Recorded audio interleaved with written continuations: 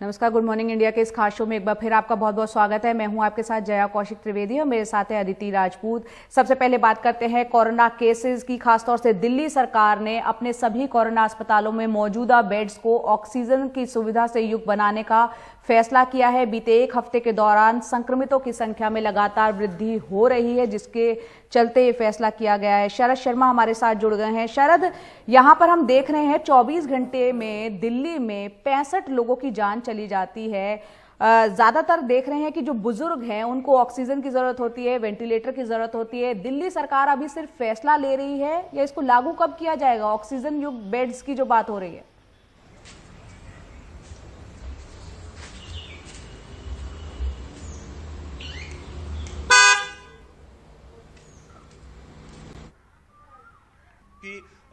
Corona के लिए extra beds कहीं कहीं लगाए गए हैं, और क्योंकि हर जगह अस्पताल में जो बेड्स लगे होते हैं वहाँ कुछ जगहों पर ऑक्सीजन की व्यवस्था नहीं है, क्योंकि यहाँ जो अस्पताल है यहाँ पे किसी और चीज़ का भी इलाज हुआ करता था।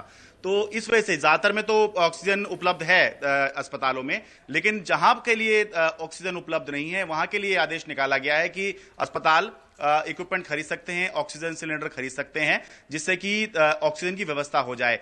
यहाँ दर्शकों को ये समझना जरूरी है और हमारा ये बताना जरूरी है कि इस समय पर अस्पतालों के अंदर, खासतौर से दिल्ली के अस्पतालों में जो मरीज हैं वो सीवियर कैटेगरी के हैं, यानी कि वो गंभीर लक्षण वाले हैं, और उनको या तो ऑक्सीजन की जरूरत है या आईसीयू की जरूरत है या वेंटिलेटर की। इससे कम के अगर जो मरीज है जिनको सांस लेने में दिक्कत नहीं हो रही, उसको जो मेडिकल टर्म में माना जाता है वो या तो माइल्ड सिम्टम वाले लोग माने जाते हैं या कम सिम्टम वाले माने जाते हैं। तो ज्यादातर जो मरीज हैं ये मान के चलें कि उनको ऑक्सीजन की जरूरत लगभग पड़ेगी ही। तो इसीलिए अब ये आदेश दिया गया है कि जितने भी बेड्स हैं इसके अंदर यह व्यवस्था की जाए। और इससे पहले सरकार एक आदेश और दे चुकी है, जिसमें जो प्राइवेट हॉस्पिटल थे उनके साथ जो होटल्स को अटैच किया गया था उसमें भी यह व्यवस्था देने के आदेश दिए गए थे, लेकिन यह कहा गया था कि उसके अंदर जो है ऑक्सीजन की जो व्यवस्था होगी वो अलग से चार्जेबल होगी। लेकिन ये क्योंकि सरकारी अस्पताल हैं तो ये व्यवस्था तो फ्री है, लेकिन सबको कहा गया है कि 100% अब जितना भी बेड है, अगर 5000 बेड दिल्ली सरकार के अस्पतालों में है तो 5 के 5000 जो मरीज अगर इन बेड्स पर जो एडमिट हैं उन सबको ऑक्सीजन की जो सप्लाई है जरूरत पड़ने पर वो मिलनी चाहिए।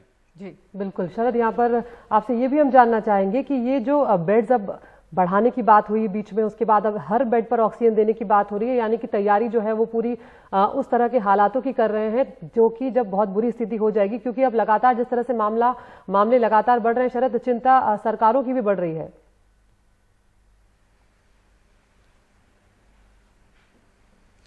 बिल्कुल, जैसा कि मैंने कहा कि सरकार की नजर में या डॉक्टरों की नजर में कोविड का मरीज, कोरोना का मरीज वही है जिसको कुछ सांस लेने में दिक्कत हो रही है। इससे कम पे तो सरकार एडमिट ही नहीं करेगी, क्योंकि इससे कम पे केवल क्या होगा, किसी को बुखार होगा, किसी के गले में दर्द होगा, ये तो माइल्ड सिम्टम है, इसके लिए तो होम आइसोलेशन है। लेकिन सांस में लेने में जब दिक्कत आएगी तब ये माना जाएगा कि सीवियर कैटेगरी का मरीज है, और जब सांस लेने में दिक्कत आएगी तो उसको या तो ऑक्सीजन चाहिएगा, और स्थिति खराब होगी तो आईसीयू चाहिएगा, और स्थिति खराब होती है तो वेंटिलेटर चाहिएगा। तो सरकार ने आदेश तो दिया है, और ये इसमें अच्छी बात यह है कि अस्पतालों में तो अरेंज करना यह आसान काम होता है क्योंकि पूरी व्यवस्था होती है, लेकिन चुनौती सरकार के सामने अब आने वाली है वो तब होगी जब मेकशिफ्ट अस्पताल बनाने की सरकार तैयारी कर रही है। जैसे इंडोर स्टेडियम है, तालकटोरा स्टेडियम है, इंदिरा गांधी स्टेडियम है, यहां पर जब मेकशिफ्ट हॉस्पिटल बनाने की कवायद चलेगी तो उन मरीजों के लिए जो व्यवस्था करनी पड़ेगी वो एक टेम्परेरी व्यवस्था होगी।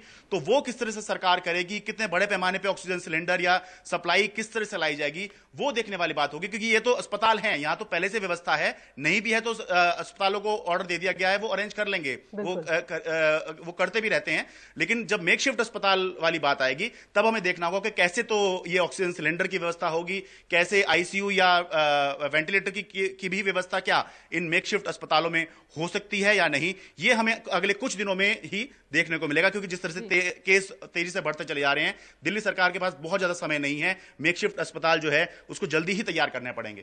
चुनौतियां यानी कहीं ना कहीं शरद बढ़ती ही चली जा रही है। शुक्रिया आपका इस तमाम जानकारी के लिए। तो अभी राज्य सरकारें जो है अपने अपने स्तर पर इंतजाम कर रही है, लेकिन जैसा कि शरद बता रहे हैं कि जब वैकल्पिक अस्पताल का इंतजाम करना होगा, जो स्टेडियम्स होंगे वहां पर जब इस तरह की जरूरत पड़ेगी तो वो अपने आप में चुनौतीपूर्ण काम होगा।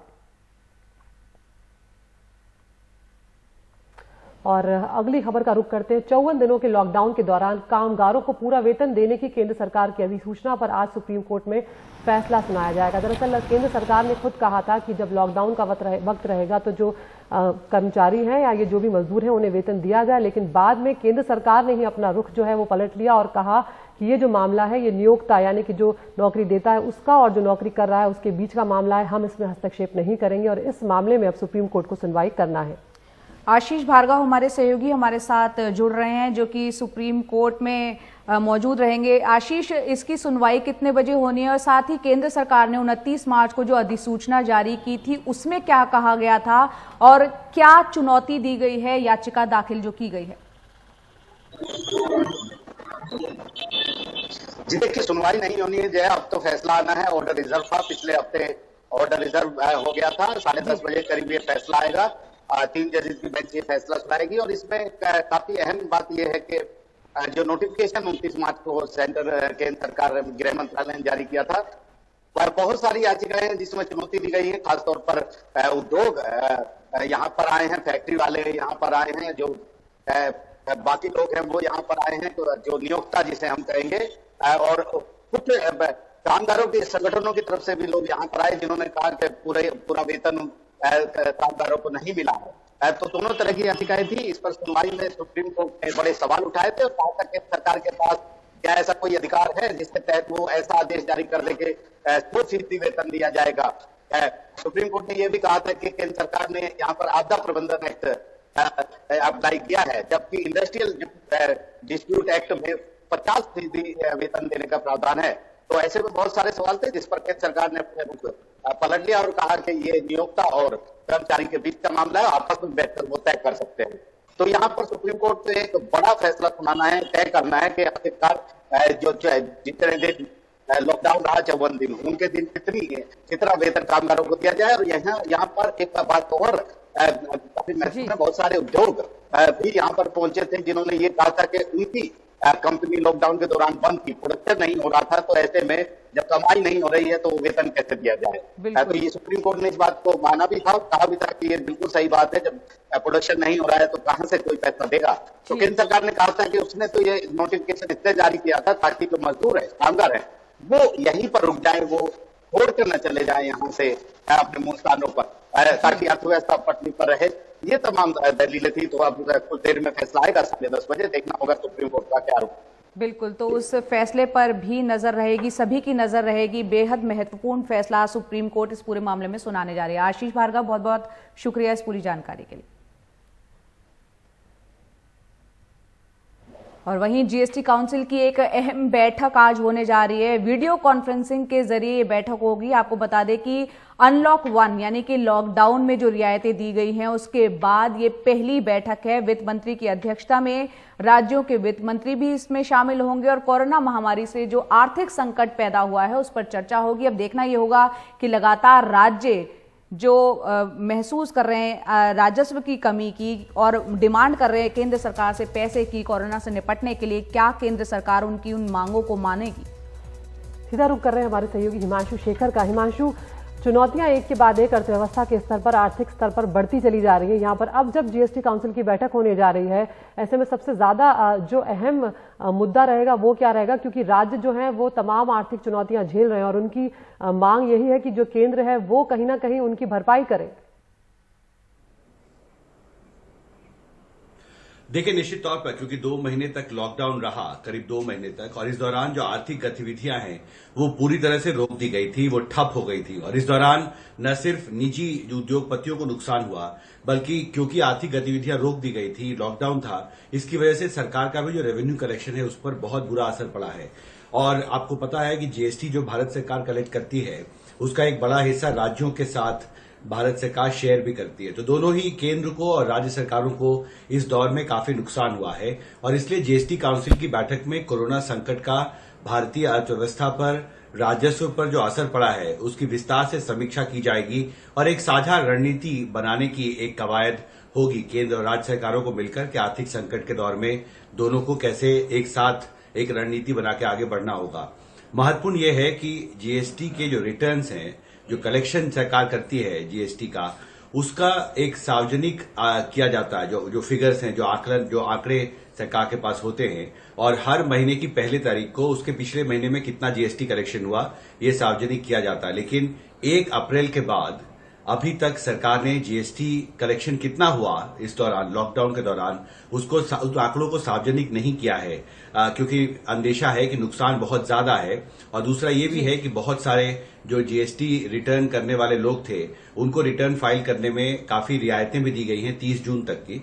तो इसलिए भी ये पूरी व्यवस्था जो है वो एक संकट के दौर से गुजर रही है, और इस पे समीक्षा होगी कि इस दौरान क्या आगे रणनीति बनानी चाहिए, क्योंकि सरकार की कमाई और राज्य सरकारों की भी कमाई बहुत तेजी से घटी है लॉकडाउन के दौरान। बिल्कुल, बहुत बहुत शुक्रिया हिमांशु इस पूरी जानकारी के लिए। तो ये अहम बैठक जीएसटी को लेकर होने जा रही है। वित्त मंत्री उसकी अध्यक्षता करेंगी, राज्यों के वित्त मंत्री भी उसमें शामिल होंगे, और 1 अप्रैल के बाद से जो आंकड़े सरकार जारी करती है जीएसटी कलेक्शन को लेकर वो अभी तक जारी नहीं हुए हैं। अब देखना यह होगा कि आर्थिक संकट तमाम राज्य भी झेल रहे हैं, केंद्र भी झेल रहे हैं, उसके लिए क्या रणनीति तय होती है।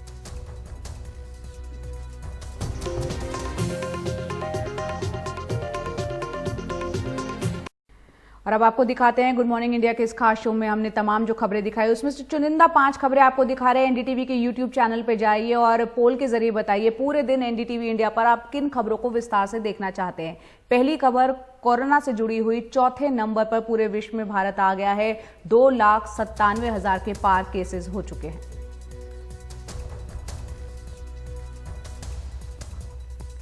और राज्यों की रेलवे से स्पेशल कोविड कोच की मांग की गई है। और तीसरी खबर, इमरान खान को आईना दिखाया है भारत ने, पाक जीडीपी जितना कोरोना पैकेज है ये कहा गया है। और चौथी खबर है, सुप्रीम कोर्ट में आरक्षण में जो फैसला आया है कि आरक्षण का अधिकार मौलिक अधिकार नहीं है। और आखिरी खबर महाराष्ट्र से, जहां लोनार झील हुई गुलाबी, दुनिया हैरान है।